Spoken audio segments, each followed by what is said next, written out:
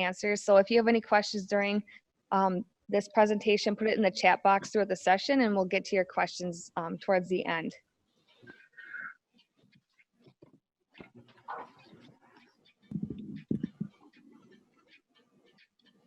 So today's speaker is Dr. Rick St. Germaine. He's received his BA in secondary education at the University of Wisconsin-Eau Claire and his master's in Ed and PhD in educational administration from Arizona State University, and was most recently the principal of the Anaya Itpac Elementary School on the Fort Mojave Indian Tribe of Arizona, in which he also founded in the 2019-2020 year. Prior to that, in 2017 to 2019, he was a commissioner of the education for the Mille Lacs Band of Ojibwe, in which he served as a superintendent of the Nyaashing School, a BIE grant school system, and oversaw a variety of early childhood education centers, higher education, and support programs. During his extensive work in education, he served as a director of education for the Lakota Ojibwe Tribe of Wisconsin, where he was a principal of the LCO Ojibwe School during the 2014-2015 year.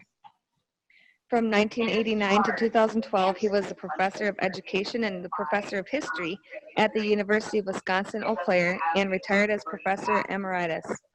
Previously, he held a position with Harvard University from 2000 to 2002 as senior visiting scholar with the Kennedy School of Government and lecturer with the Graduate School of Education, Cambridge, Massachusetts, where he taught and conducted education research. Dr. St. Germaine provides extensive school professional development training services to schools enrolling large numbers of American Indian students. He also serves on multiple educational associations and councils across the country and has written multiple publications focusing on culture-based curriculums. Dr. St. Germaine has also provided extensive school professional development training services to schools enrolling large numbers of American Indian students. So without further ado, it's my honor to present Dr. Rick St. Germaine.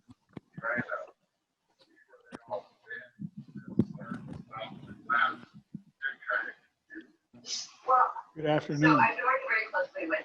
It's my pleasure to be here today. I don't quite get an opportunity to talk about the treaty rights issues, especially as it pertains to the Lakota Ray. And the advantage maybe that I have in some ways was that I was tribal chairman and vice chairman of the Lakota Ray Tribal Governing Board in the 1970s and the part of the 1980s up until 86. During the period of time that we were litigating the Voight hunting and fishing rights issue, the treaty rights issue, with the state of Wisconsin. And as you know, we litigated this treaty rights issue over a period of about 10 years. And then after the final decision in 1983, there were negotiations between the state of Wisconsin and the Ojibwe tribes, which resulted in a final ruling. So we were very fortunate to participate in a number of hearings in the federal courts, both in Madison and Chicago, and eventually with the Supreme Court. We actually pled our case before the Supreme Court in 1983. So this has quite a history that goes back into the 70s and the 80s, at which time a number of us on the tribal council participated and attended some of the hearings, and I took a special interest in the litigation. I'll tell you, at this period of time, tribes were losing a lot of court cases. We had previously lost a court case involving our jurisdiction over the waters of the lakes and the rivers on Lakota Ray Reservation. So I wasn't too confident that we were going to win this case. However, as it turned out, we lost the first round in Madison, and then it was up to us to appeal that Madison ruling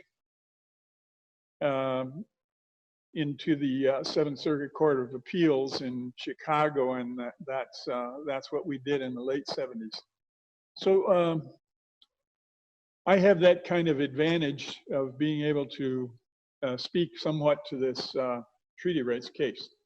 Also, what I wanted to do is I wanted to focus our attention today on the Treaty of 1837, which was a negotiation of a contract. You know, we talk about Indians, treaty rights, treaties, and such, but we really don't really talk about the basis in which the courts base our rights, and basically what we entered into in 1825, 26, 37, 42, and 54. We entered into a series of contracts with the federal government. And we refer to those as treaties between sovereign nations. But in a sense, they're legal contracts. So when we look at the articles of the treaties, we have to remember that these are legally binding contracts between nations. Now, let's look at some background on the Treaty of 1837. We know that after the formation of the Northwest Territory in the late 1700s, 1787, the United States acquired this huge chunk of property in what they referred to as the Northwest Territory. And folks, that Northwest Territory included the state of Wisconsin, part of the state of Minnesota, Illinois, Michigan, Ohio, and Indiana, what are current states that I mentioned. I refer to the Northwest Territory as a clump of land that was occupied by Algonquian tribes, Anishinaabe people. And those tribes were, in essence, the relatives of the Ojibwe. And all of those tribes down there, the Miami, the Kickapoo, the Potawatomi, the Odawa, on and on and on. All of those tribes, the Illini, they all spoke, basically, they spoke the language that the Ojibwe could understand. It also included the Ho-Chunk and the Menominee and a number of other tribes as well.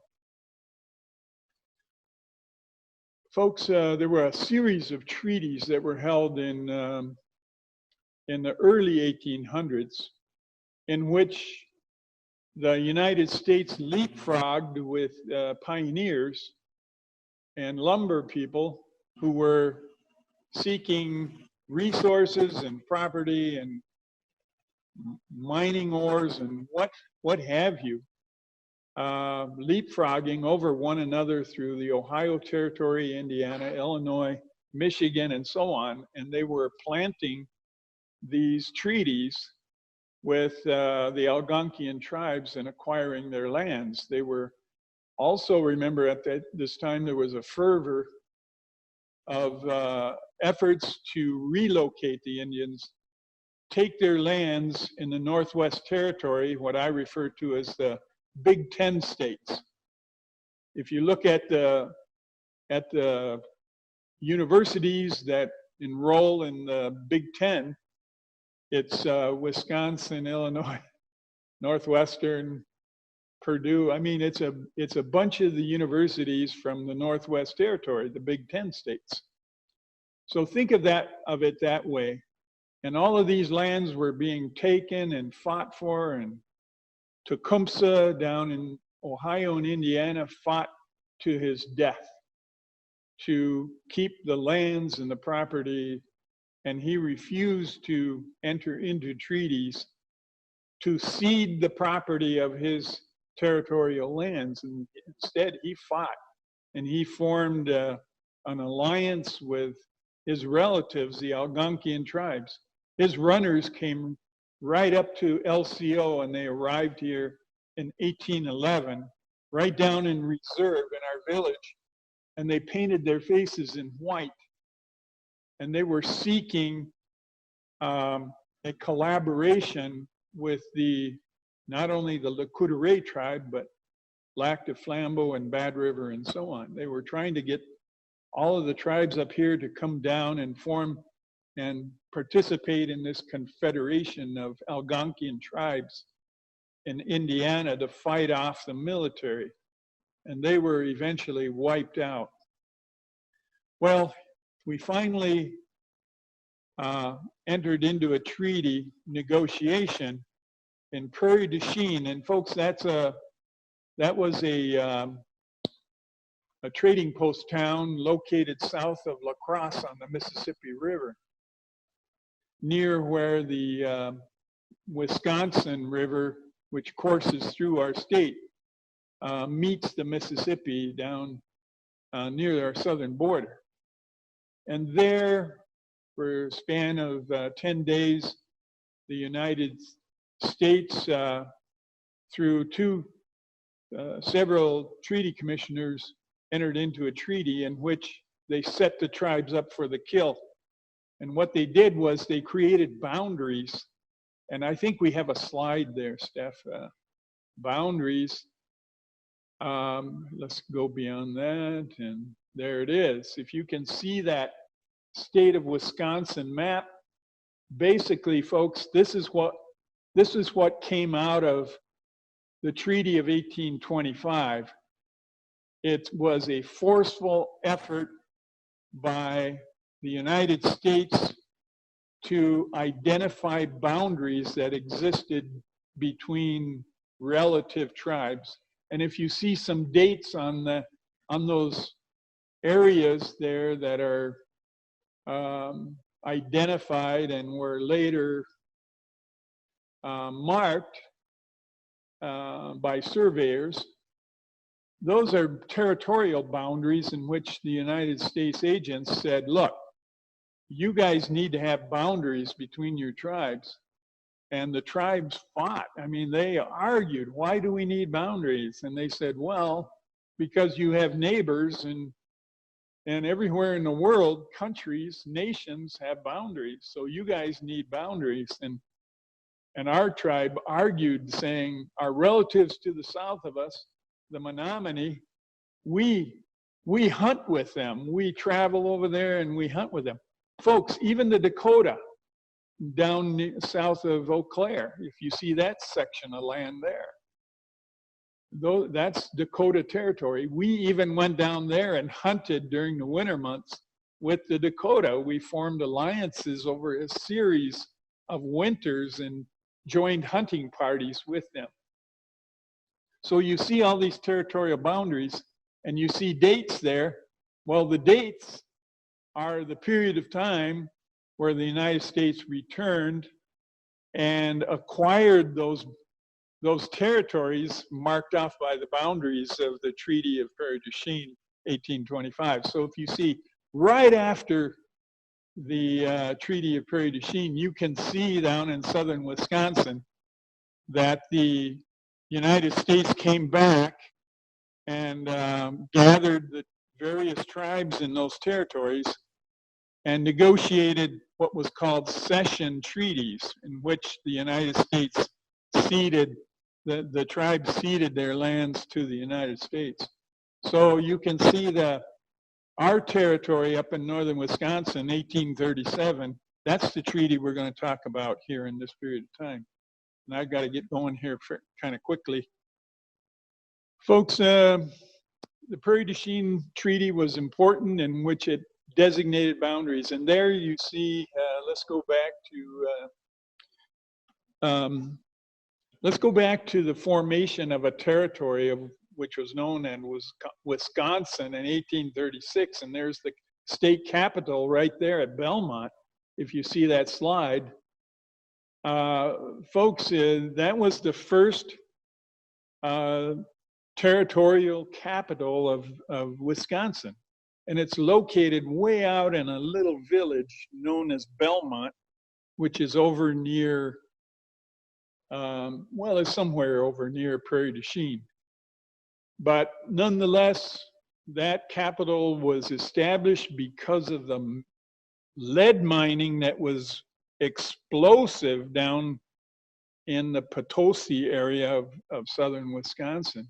Lead mining brought literally thousands of miners, immigrants from European countries over here into our state.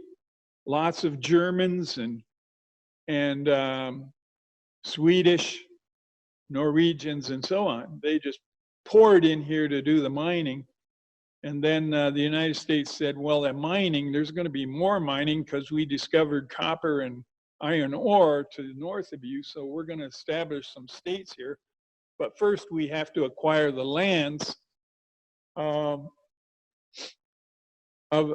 because the Northwest Ordinance prohibits us from going in and taking these resources unless we've acquired the lands under a bona fide treaty, a contract with the tribes that are involved. So that's how all of this led up into this cession treaty period of the 1820s and 30s and 40s in Wisconsin. Henry Dodge became the first territorial governor, and he held office in Belmont, and there's a painting of him that is hung in the Capitol building. Henry Dodge was a military man who had fought the Indians in the Oklahoma Territory. He killed lots of Indians down there through his military pursuits. And then eventually he came north on the Mississippi River and began a trading business and ended up in the lead mining business of southern Wisconsin, and then eventually became the first territorial governor. As territorial governor, he was appointed by the president as the treaty negotiator for a very important treaty of 1837, which became known by historians as the Pine Tree Treaty of 1837. And folks, that was negotiated down at Fort Snelling. And that was in those days, Fort Snelling by St. Paul, Minneapolis, was known as St. Peter's Indian Agency. And there, the Indian agents negotiated with some Ojibways and mostly Dakotas. But if you've ever flown out of the Minneapolis airport, the runways are actually part of the land that the Ojibways camped out on. So in 1837, it was a 10-day negotiation fest in late July of 1837. And folks, it was really hot. It was, I don't know if you know how warm Minneapolis gets in late July, but it was extremely warm there and everybody was suffering from the heat. And there they were in the bluffs above the conjunction of the Mississippi and Minnesota rivers right there by Fort Snelling. And Henry Dodge arrived and he appointed a person to record the negotiations, and that person was a man by the name of Verplanck van Antwerp. Verplanck van Antwerp. I think Van Antwerp is probably a Dutch connotation, but I don't know what mother would ever name her son Verplanck. I can imagine Tom Van Antwerp, John Van Antwerp, even Ernie Van Antwerp, but not Verplanck Van Antwerp. Verplanck Van Antwerp was a businessman from Indiana who happened to be up in Fort Snelling on some business. And he met with the governor, and the governor, after seeing how astute he was at writing, asked him to be the official recorder of the treaty negotiation. The governor had planned to meet for 3 days. He carved out 3 days, and then he said, I got to get back to Belmont, the capital, and get back down to business. But what happened was there were hundreds and hundreds of Indians that showed up and camped out on the runway up there of the Minneapolis-St. Paul Airport. But guess what? There weren't any Wisconsin tribes represented. The Wisconsin tribes didn't show up.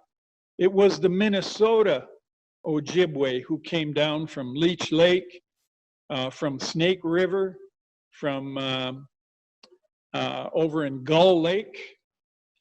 You had Buganagijic representing the Gull Lake Band.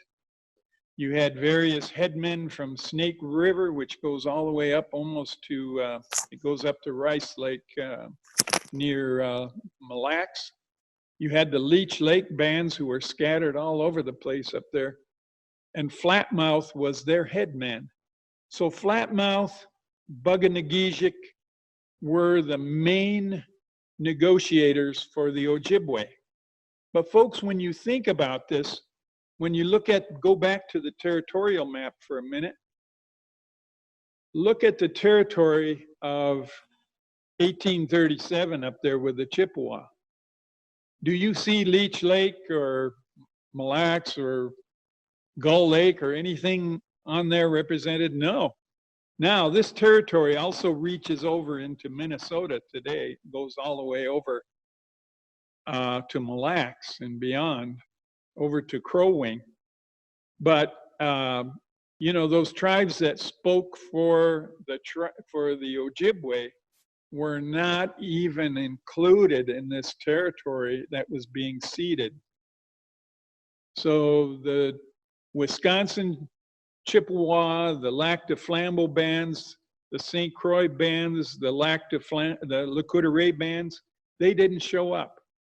Now, folks, we did some research on this back in the 1980s and 1990s. We looked through scards of documents that Van Antwerp wrote in his side notes. We could not find where the Bureau of Indian Affairs had purposely failed to notify those what were known as the interior bands, Lac de Flambeau, LCO, and St. Croix. Nowhere could we find documents that showed that the Bureau of Indian Affairs failed to notify them of this treaty. But we know that those tribes didn't show up at the opening of the treaty negotiation.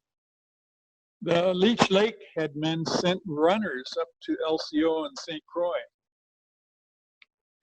And they ran. I mean, they were running all day long. It took them about 3.5 days, but they ran up there and notified the tribes.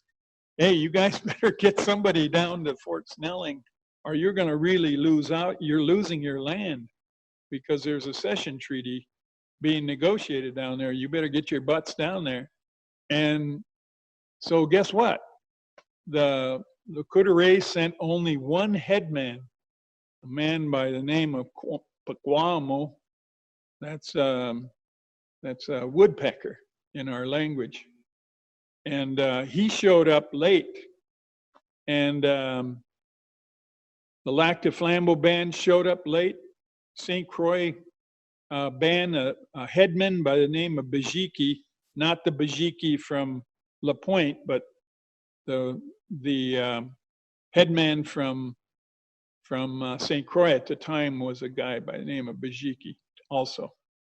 He showed up with a few of his sub-chiefs. LCO only sent one sub-chief there, and his name was Pakwamo. And he was inconsequential speaker for the tribe because he didn't know what was going on. Neither did the Lactaflambobands. They had no idea who, even why they were there at the meeting. So who spoke for the Ojibwe tribes?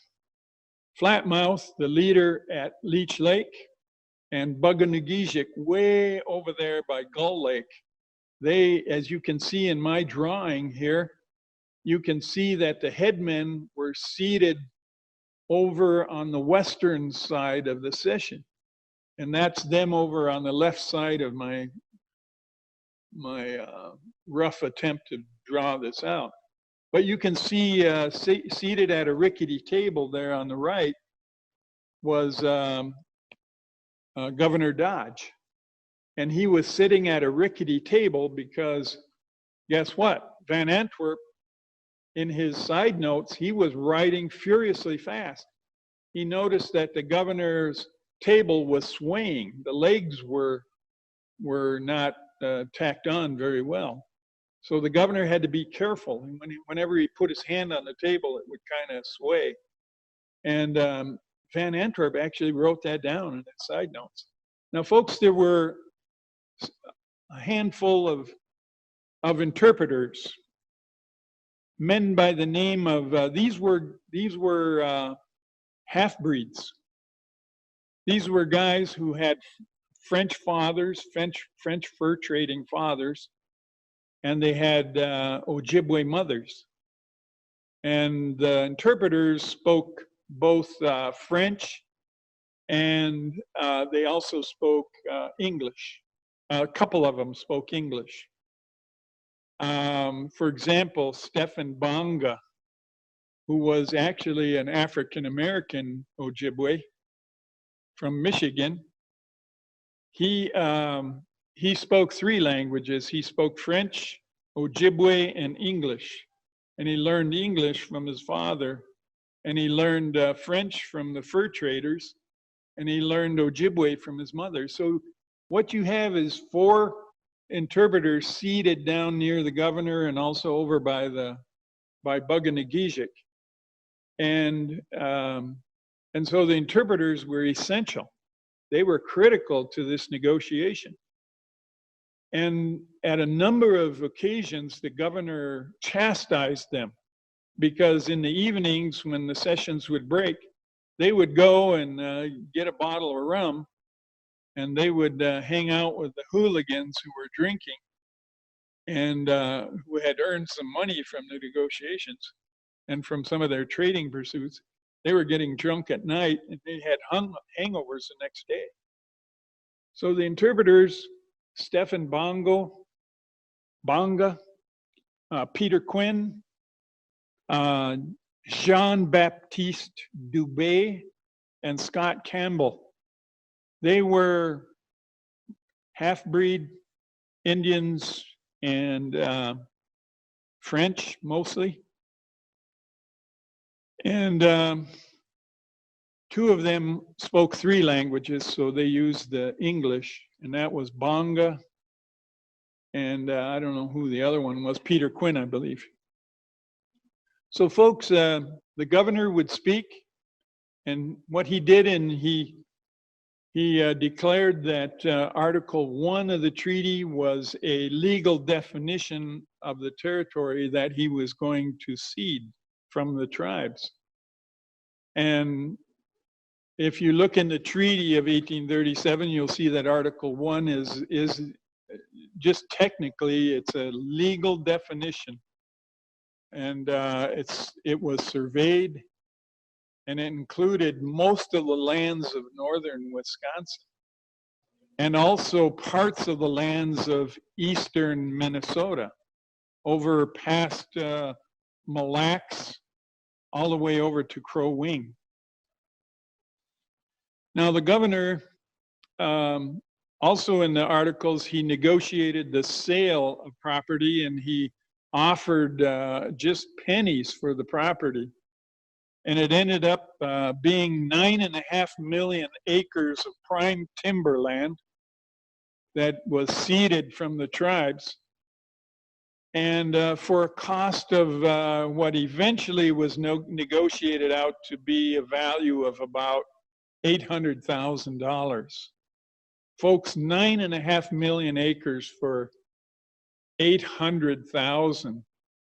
That's almost a million, it's 9.5 million acres of land. That's a huge piece of property.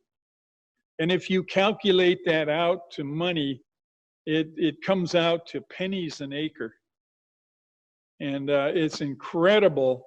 In the post-treaty analysis, a number of missionaries who witnessed the treaty said, why did the tribes give up so much of their land for so little a price? Well, it was because the tribes didn't have the advantage of knowing English, nor did they understand the American word as it was spoken. And some of the things the governor said was actually written down in the final treaty in error of the things that he promised. So when they got to Article 4, the governor basically told the headmen, okay, that's it. Now we're going to conclude the treaty. And if you look at the map there on the screen right now, you can see Lake Superior and Lake Michigan. You can see Illinois to the south of Chicago there on the bottom of Lake Michigan. And then if you look up north, up into the territory south of Lake Superior, you can see that, folks, if you flew over that property today, you would see a huge amount of pine trees. The pine trees back then were virgin pine. They were white pine and little Norways, but folks, this was the richest pine timber stand anywhere in the continental United States at the period of time. And its value was unbelievable because the cost of transporting timber to the Illinois territory, where St. Louis was being built, and Chicago and some other major towns and cities, the cost of transporting timber from Pennsylvania was incredibly high. And they had to go by way of the Ohio River all the way down to the southern tip of Illinois. And if you look at this map, you can see how far south Illinois is. You go way down to the bottom of Illinois, and then you go up by barge on the Mississippi River. And this is incredibly difficult, and it's very costly. So the United States wanted all the timber up in northern Wisconsin and parts of Michigan and northern Minnesota as fast as they could. So now you have the Wisconsin interior tribes arriving late to the treaty negotiation. And you have the speakers, the headmen from Minnesota, speaking for the Wisconsin tribes. And a man by the name of Buganagishik, he was doing most of the talking. And at one point, Buganagishik pointed out to the governor near the end of the treaty negotiation, he said, Your Honor, we must point out that our tribes need, even though we're selling the surface of the land, you can take the trees, you can take the timber off of the land, and other trees will grow up. And we wish to hold on to this property. Also, Flatmouth also pointed out in one of his comments, and I think I've got it on there, Steph. Flatmouth pointed out, and I think his words are something to the effect, we wish to hold on to the lands and the lakes and the streams where we earn a living and where we gather the wild rice. And what he was telling the governor is, you can take the trees. We will allow you to take the trees. But we want to hold on to the lands and the waters where we earn our living and survive our lives. So he was telling the governor, we wish to remain on the lands, and we wish to reserve the right to hunt, fish, and gather. And guess what? Verplank van Antwerp actually wrote this down in his notes, and we found it when we were litigating this case, folks. We were digging up in the National Archives in Washington, D.C., we were digging up the field notes of Van Antwerp. You know, the governor hired the wrong man. He hired a man who literally wrote everything down. Everything the governor said, everything the Indians said, and was interpreted. He wrote it down. And what has happened since that time is the treaty negotiators, they actually put their hand on the pen to not allow the treaty recorders to write down everything that's being said. So Van Antwerp wrote too much because we used all of Van Antwerp's field notes, in which he would write furiously in the daytime, and then he would go to his tent in the evening by candlelight, and he would rewrite things so that it was, so others would be able to read it. The stuff he wrote initially during the day, nobody could understand it, only he could. In the evening, he would go back to his tent and rewrite the thing in better penmanship. So Dodge was in a hurry. He wanted this thing to go 3 days. It was now entering the 9th day, and he's getting ticked off. He began banging his hand on the table. And his table, remember, wasn't nailed together very well, and it was getting rickety, and it was almost falling down. How do we know that? Because Van Antwerp wrote it down, the damn fool. And he wrote down everything the governor said. He wrote down everything the chiefs said. And that's why we won the case eventually in the Seventh Circuit Court of Appeals in Chicago, and also was affirmed by the Supreme Court in 1983. It was because Van Antwerp wrote down too much. He wrote down, for example, the chiefs argued that they wished to reserve the right to hunt and fish on the property they were ceding. And Van Antwerp wrote that down. And the governor said, this is ridiculous. We don't have to put that in the treaty. We know you're going to do that, so let's not put it in the treaty. Well, the chiefs insisted it be in the treaty, so they balked. They wouldn't give up until Van Antwerp actually wrote it down into the treaty. Folks, Article 5, if you see on the screen right now, Article 5 says something to the effect, and I can't see it where I'm sitting from, but it says something to the effect, the tribes will retain the right to hunt, fish, and gather the wild rice upon the lands and the waters and the streams, so long as something to the effect, something as until the president, at the pleasure, during the pleasure of the president of the United States.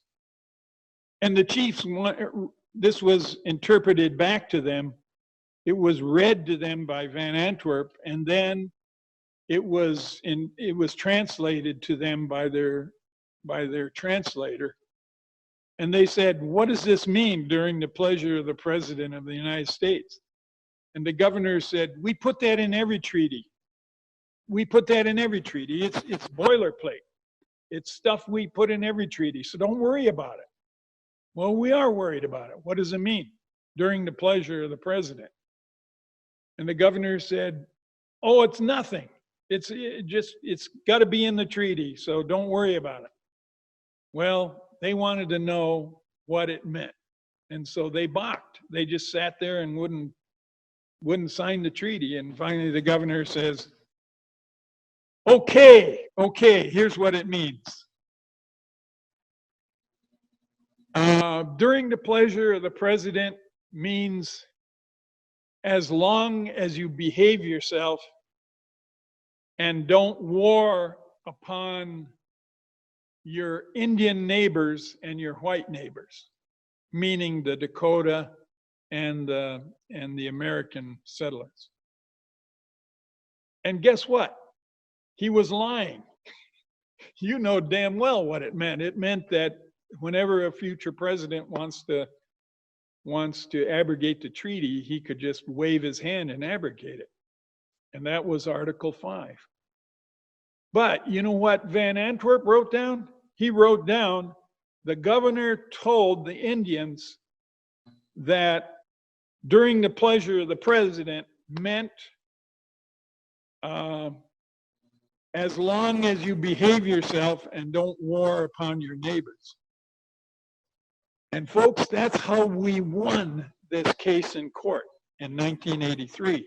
We won it because Van Antwerp wrote too much. He wrote down exactly what the governor, the treaty negotiator, stated and how he interpreted it to the headmen. And when the headmen heard that statement from the governor, they said, okay, we'll sign. And with that, Buganagijic was the first to jump up, and he went up and signed his name. And then the others followed suit. They got up behind him and they all signed their X's on the treaty. And then Van Antwerp, as soon as they signed their X, he would write their name and which band they represented. And folks from LCO, we had Woodpecker. From St. Croix, we had Bijiki, Buffalo. From Lac de Flambeau, we had White Crow. From the Red Cedar Band, get this, down by Birchwood, we had Monsono. These were all guys that arrived late. They arrived late to the treaty proceedings. So folks, when we look at this in analysis, we say, well, this was a swindle. The United States rushed the tribes through this quick treaty negotiation, took almost 10 million acres of their land, prime pine timber property, and gave them about $800,000 in return. $800,000 of coin and goods, blankets and metalware and things like that. And so the tribes really got took. And then we know that 13 years later, the United States president ordered the Chippewa removal out of northern Wisconsin because the president at that time stated, well, look at here on the treaty. It says, during the pleasure of the president of the United States. So it's my pleasure to remove you. And so they removed the tribes over to Minnesota, Sandy Lake. Now, folks, there's a much bigger story about this in post-treaty analysis, and I think I've got that on there too, Steph, down in the bottom there somewhere, right there, yeah. You can see that some of the missionaries and some of the voyagers and such who were there at the session stated things like the Chippewas had no idea of leaving their country. Schoolcraft says why so little was given for so large a cession of property and resources. But you can see that the tribes thought that according to the treaty, they were allowed to stay on their lands and to continue hunting and fishing and gathering the property. And folks, guess what? You know, this is what we were fighting for. We were fighting for the right in the 70s we were litigating against the state of Wisconsin that according to the treaties of 1837 and the next one, 1842, we had stipulated in the treaties, Article 5 and Article 2 of those treaties, that the tribes be allowed to remain on the land and to continue hunting and fishing and gathering the resources from the land. And that's what we were fighting for. And so that's why I think the Treaty of 1837 was so critical to us. And then the later Treaty 42, that too was very important, that the tribes stipulated that we remain on the property and we be allowed to continue hunting and fishing on the lands that were being ceded. So folks, that's my analysis of the Treaty of 1837 and how important it was in our treaty rights battle to continue hunting and fishing and gathering on the territory that we ceded, the 9.5 million acres of property. And then later in the Treaty of 1842, we did the same thing. In Article 2, we stipulated that we remain on the lands and continue to use the lands to hunt, fish, and gather the resources from the lands. And that's what we were litigating in the courts in the 1970s. And we had at that time on the tribal council, Rick Baker, and I was the vice chairman. We had Pete Larson, we had Monty Diamond, Charlie Quagan. We had a good crew of people representing us, and we used to, some of us used to attend those hearings down in Madison, and also when we litigated in Chicago, we also attended that hearing down there as well. So that's my analysis of it, and I'm open for questions if you have any questions of it.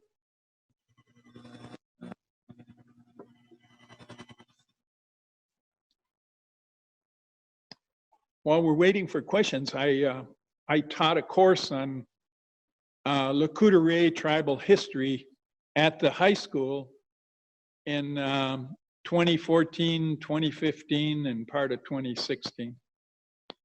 I used to teach a course on our history to our high school students over there at the LCO Ojibwe School. What is the most interesting note you found in your research? Oh, I'll tell you, when we found Verplanck Van Antwerp's field notes, there was a treasure. That's what strengthened our litigation case in both the Madison court and the Chicago court and also the Supreme Court. We had it right there. We had Van Antwerp in his own words telling us what the governor, the treaty negotiator for the United States, what Governor Dodge was actually saying to the tribal leaders. But between what he actually said and what he actually wrote in the treaty were two different things. And the tribes were really at a disadvantage because they didn't have experience communicating with Americans. They didn't understand the business world. They didn't understand the legal world of lawyers. They didn't understand the political world of politicians in Washington, D.C. And so they were at a great disadvantage. And folks, the Supreme Court today, when it litigates Indian treaty rights issues, there are 4 principles under which the Supreme Court makes decisions. And one of the points of those principles is the fact that the tribes, when they were negotiating, could not speak English. And so they were at a vast disadvantage. Okay, that was a great question. Thank you. Was Governor Dodge a Democrat or Republican? Folks, in 1837, the parties were mixed up. The Republicans were actually the liberals back then. For example, President Lincoln was actually a liberal president and he was a Republican. And the Democrats and the Whigs were mostly right wing. So our parties were mixed up back then. It's not what you see it is today. Dodge was a Democrat, but you got to remember, he was a military veteran who had fought Indians, killed Indians in Oklahoma Territory. And he was also a businessman who was out to make money off of the lead mining in southern Wisconsin. Do you think Van Antwerp was trying to help tribes or just be truthful? I think he was trying to help us. I don't think he realized that his words would become so important years later. But one of the things he noticed is that the Governor Dodge, the treaty negotiator for the United States, was speaking with a forked tongue. What he was actually saying in legalese was vastly different from what he was telling the tribes. So he would tell the tribes one thing, and then he would couch it in terms that the tribes didn't understand. And even the treaty interpreters couldn't understand some of that. So I think Van Antwerp was writing down things that he thought, well, maybe in 10 years from now, if this ever gets to a court, maybe my words will have some power because I'm going to tell the future in my field notes. I'm going to tell the truth of what the governor actually said. Go ahead. What is it like searching the National Archives? Was it difficult finding the evidence you needed for the case? The National Archives has a treasure of documents, folks. It's I used to go there at 8 o'clock in the morning when it opened. I was there. There was a line of people, and we would be standing out there waiting for the doors to open at 8 o'clock in the morning. And we could research in there until midnight. And one period of time, I was there for 1 month steady. I was there camped out, and I was staying with a friend downtown. And I would go there at 8 in the morning, and I would close the place at midnight at night. So I was putting in about 15 or 16-hour days, and I was exhausted. I mean, my eyes, I probably needed glasses after that because I was looking at original documents. Folks, I was looking at documents, some of which the pages, I was using a white glove, and when I turned the page on some of these documents, the fabric of the paper would break off in my fingers. And some of those pages were so brittle and they were so old. You know, they were 170 years old, these pages, and they would break off in my fingers, and I would set it down and I would run over to the archivist and I would say, "Ma'am, these pages are breaking," as I flipped the pages over. And she'd come over and look at it and she'd say, "Do your best." She'd say, here's a letter opener, use that and see if you can turn the pages with a letter opener so that you won't break them off with your fingers. But folks, we've got original documents in the National Archives that are so old that the pages actually break apart as you try to turn the page from page 28 to 29. And it's sickening. I mean, it just makes you sick to your stomach. And now what they've been doing is they've been trying to archive all these documents by putting some of them on on electronic devices. So hopefully we'll get better work there. Thank you. Can a story be found anywhere in a book or publication? Can a story be found in a book or a publication?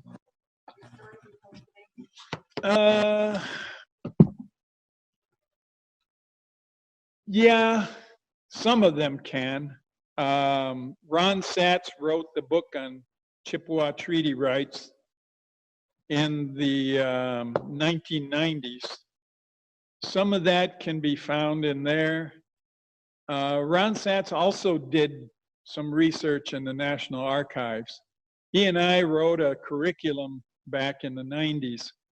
We wrote a curriculum that the schools used And I tried to get some of these stories into that curriculum best we could. But at some point, I'm writing the history of LCO, and I'm going to tell this story in my history account of the LCO tribe. Good. Thank you very much for being good audience. Yep, thank you for coming today and lending us your knowledge, and we appreciate having you. So, great. Yep, Miigwech. Yep. And then make sure I did post in the chat box the survey for today. So make sure that you put click the link to the survey, and there's also registration at the very beginning of the chat. So make sure you get registered and do the survey. So Miigwech for attending today.